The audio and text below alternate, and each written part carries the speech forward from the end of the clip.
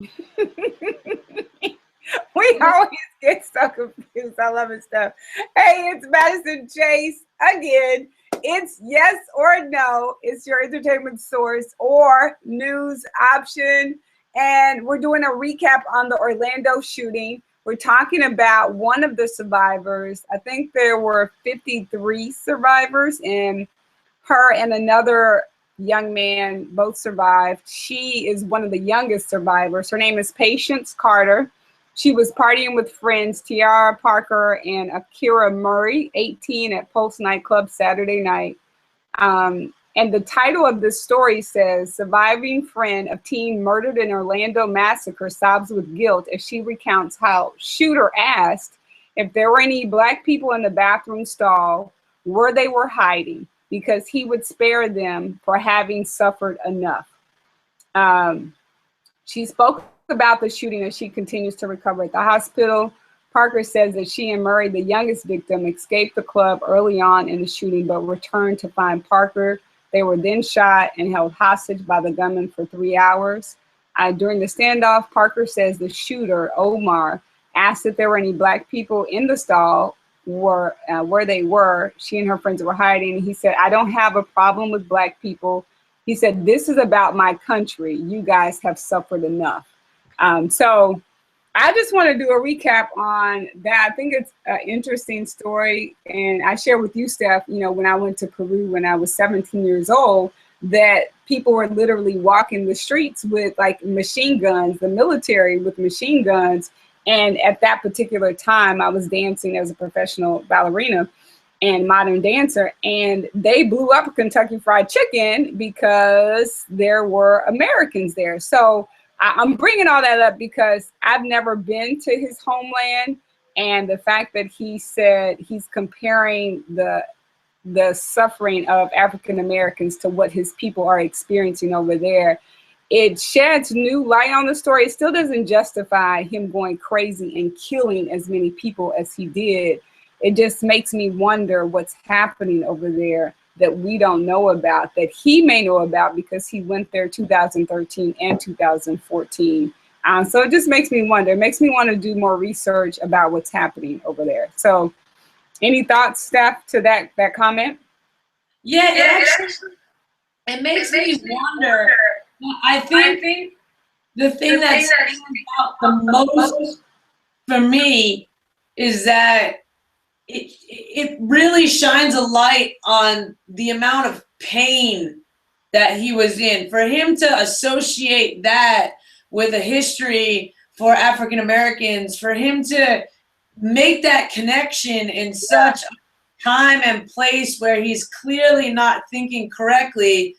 But it's like, you know, like in times like that, it's almost like fight or flight. It's like you choose one or the other, and it's clear that he's chosen the fear or the pain body that he's been living with, and it's 100% gotten the best of him. So that's why, in some weird way, he's justifying these acts. Now, I'm not a psychiatrist, psychologist, therapist, nothing of that. That's just what resonates for me when I hear that. I know some of the other facts that we've heard is that did his wife say he might have been gay or something like that? She didn't say that he was gay, but she said he did a lot of things that heterosexual men don't necessarily do. So I don't know if she feels more comfortable now that he's not here.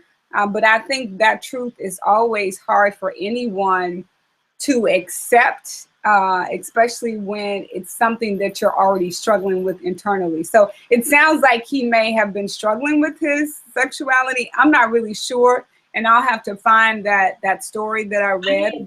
Any way you slice it, it's clear he's struggling with a lot, and that he was sad, and that he had probably lacked a sense of belonging or a sense of, you know, and even though he's married, to still lack that, maybe sometimes is even more lonely, you know? So again, no one will ever know what he was going through because he's not here anymore, but it's all speculation, but it is the things that, you know, resonate with me. Yeah. It still makes me sad. Like, nonetheless, I think that's one of the things that this country probably we don't do enough is talk to someone because it's not considered cool. I think people make jokes about celebrities talking to psychiatrists and shrinks and counselors, but I think, you know, even when you look at veterans, they definitely need that counseling. And, you know, I think the interesting thing too is whatever he saw in his homeland, I think we don't take into consideration the post-traumatic stress disorder can happen to you when you see things that you don't normally see. Like even me, I may be affected when I was 17 and I saw people walking around the streets with, you know, military with AK-47s and they blew up a Kentucky Fried Chicken. I don't know really what that did to me. And I know after Sandra Bland, you know, every time a police officer gets behind me now, even though I know I have nothing to hide, it still makes me nervous. So what kind of stress am I experiencing that I, you know, normally wouldn't experience prior to those incidents and, you know, all of the things that have been happening to people of color. So that's an interesting point, Steph. So thank you for bringing that up. I see you. I got you.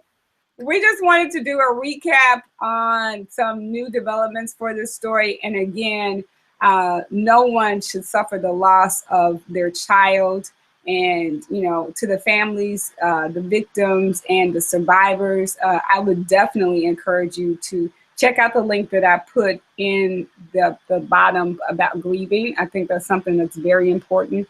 And I would highly encourage you guys to talk to someone because the pain of losing a loved one is something that I think we often think that, oh, I could get through it. And I think the link has the 5 steps of grieving and the grieving process. So I'm Madison Chase, and you can find me. Make sure you like it. And if you haven't subscribe to my YT fam. And I actually put, Steph, your link to your YouTube page because one of my friends said she couldn't find it. She couldn't find you. So your link is in there as well. But on Instagram, I'm one Madison Chase. And on Twitter, I'm Madison Chase Fit. And on YouTube, I'm one Mad Chase. Steph, where can everybody find you? You guys can find me on Instagram and Twitter. I'm IAMSTEFZ. I am Stefztv with an F. And on YouTube, I'm Stefztv. Again, that's STEFZTV. Thank you, Steph. Thank you, Madison. Have a good rest of the week. You too.